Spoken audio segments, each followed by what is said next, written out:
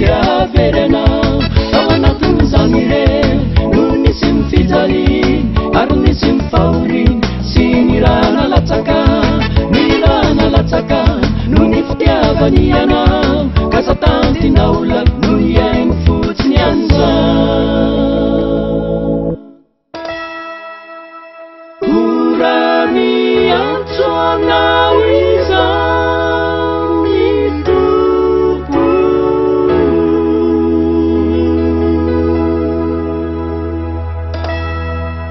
miantso anao miverena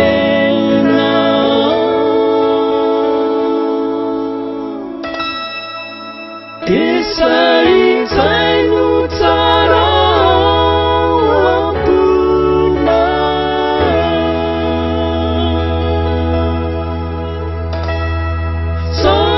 samodinao tsy enona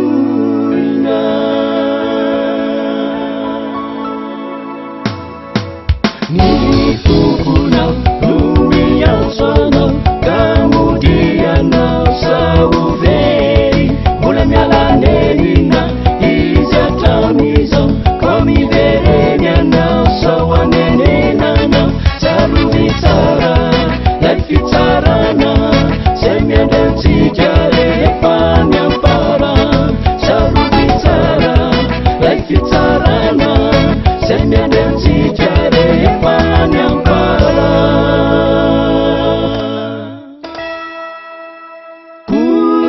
miantso anao izao ny tompo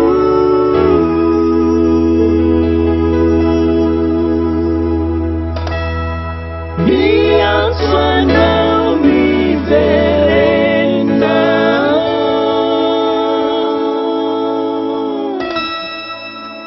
isaitsay no tsara